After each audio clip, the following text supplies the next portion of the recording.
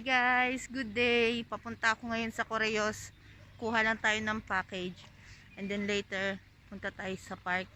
Yung mga ano dun, spring blossoms. Spring blossoms ba? Cherry blossom. See you later.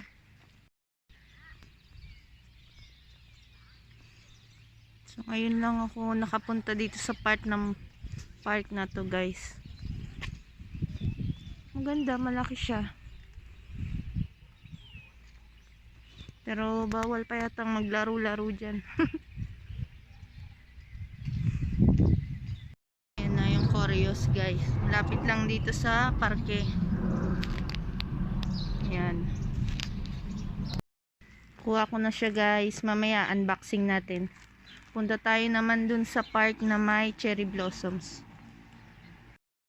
May mga pato guys.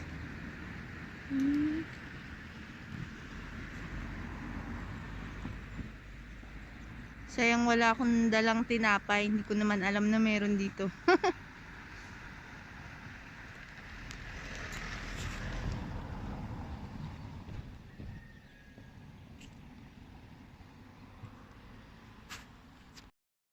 Naalala nyo ba yung simbahan na yan guys?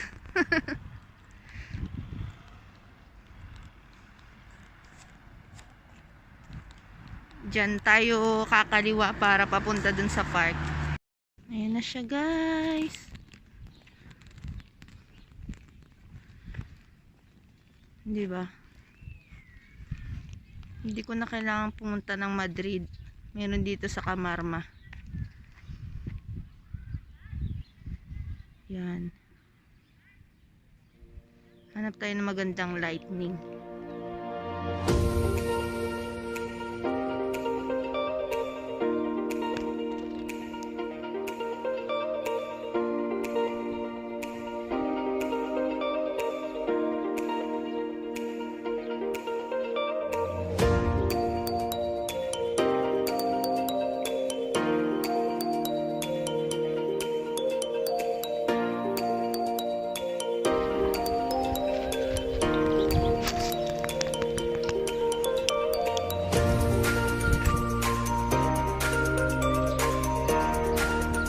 Yan ang ganda guys. Pink na pink.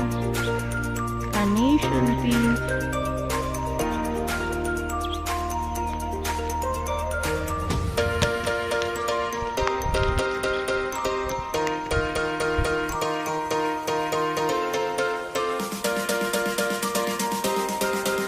Yan, dalawang side yan guys. Dito sa likod meron pa. Yan.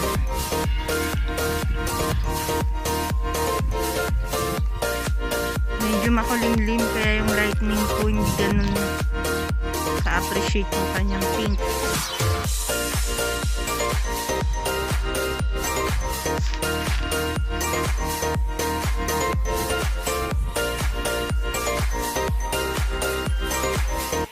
So yan na guys, yung cherry blossoms.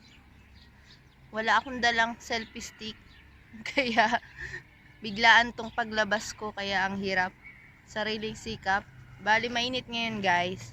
Naka-jacket ako kasi akala ko malamig paglabas ko pero mainit. So ayan. Hindi na ako kailangan pumunta ng Madrid kasi meron naman dito sa Camarma. Saka mahirap mag-travel, na katamad ngayon mag-travel guys. Alam nyo na, pandemic. Ay mas maganda yung lightning dito guys. Saka kitang kita yung kabuuan. Yan yung park ng mga bata.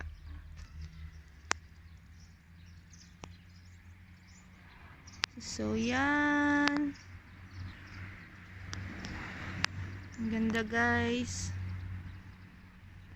Diba?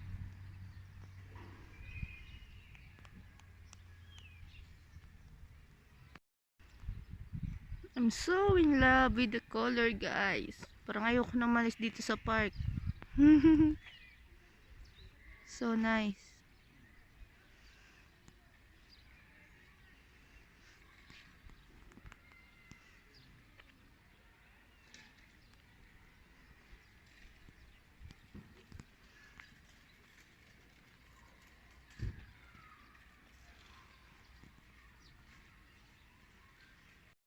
So, ayun na guys. Uwi na tayo at mag-unboxing pa ako nitong parcel natin.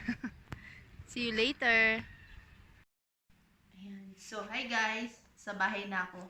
So, i-unbox na natin to ngayon. Yung sa Joom na parcel. Mura lang dito guys. Tapos wala silang shipping fee. Kaya dito ako na-order. Especially kung yung mga pambahay na damit or yung mga cellphone case. Meron naman dito sa mga stores dito, pero mahal. Tapos yung mga cellphone case nila, wala kasing design. So kung yung gusto nyo may mga design, order kayo online. Ito pala yung una kong in-order doon. Diba? Pa LB lang. Char. Kunwari LB. Imitation lang yan guys. Pero at least diba? Dito kasi, sa Spain yung mga ano nila, accessories nila, masyadong plain. Plain colors lang. Tapos kung merong may design sa mga Pinoy store, syempre, mas mura pa rin online. Mag-aantay ka nga lang. Ito, dumating siya parang 3 weeks. Okay na, 3 weeks. So, open na natin, guys.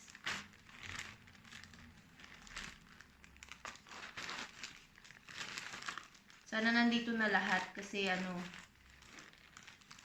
pang sa dalawang phone yung in-order ko sa isang pambahay. So, we'll see. Yes. Kung alam ko na kung ano to. Pangalawa. Mukhaan dito na nga lahat, guys. So, maganda. Bali, dineliver nila to. Wala kami sa bahay. So, naka-receive lang ako ng message. Kaya kinuha ko siya sa Correo. Ganito. Yan. So, buksan natin. Ito. Tingin ko, alam ko na to.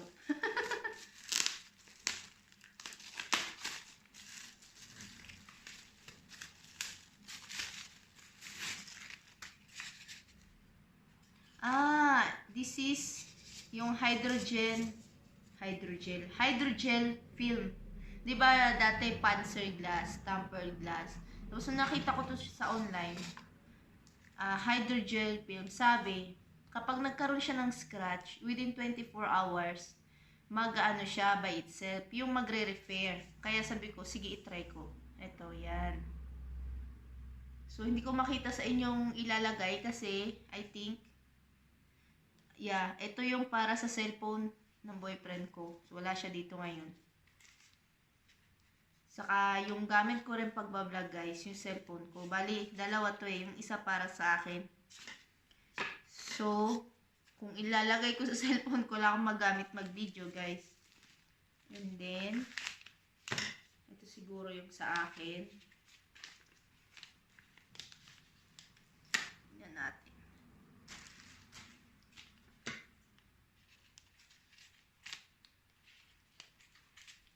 Bali, ano lang to guys. 4 euro yung hydrogel film. Pag bumili ka dito sa mga cellphone shop, mga 5 euro, ganyan, yung tempered glass. Ewan ko kung may ganito na rin sila. Kasi parang bagong labas to, kaya na-curious akong itry kung maganda siya. Sabi, shockproof din. Kasi yung cellphone ko lagi nababagsak sa trabaho. Kaya kailangan may protection.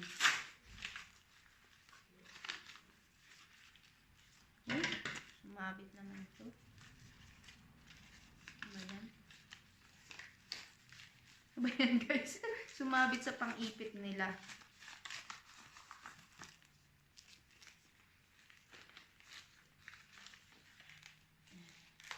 Yun. So yeah, ito yung akin. Dalawa siya. 4 euro. Hydrogel film. Para sa Huawei Mate 10 Pro. So, pag maganda to guys, sabihin ko sa inyo. Para i-try nyo rin.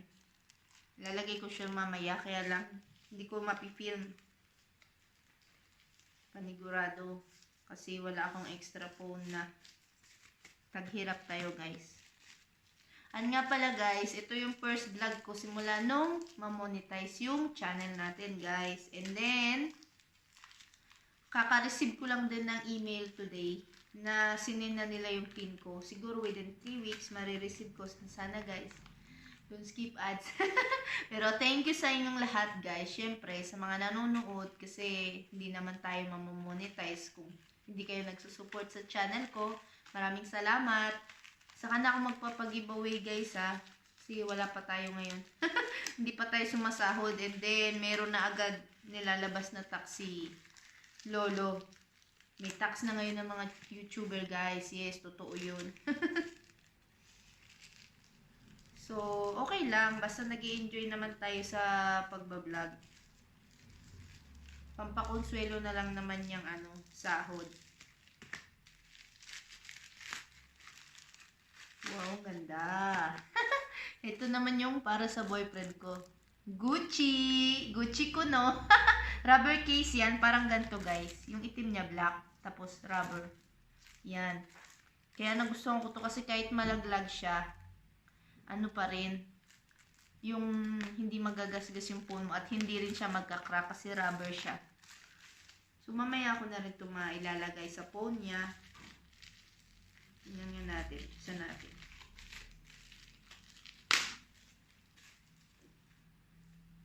Kala ko white na white siya kasi dun sa online, white na white ito.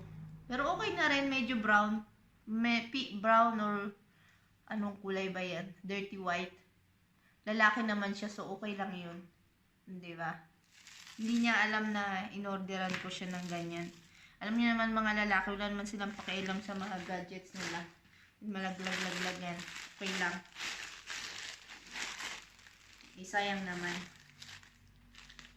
Wala ngang actually, walang tempered glass yung phone niya, kaya binilan ko na rin siya.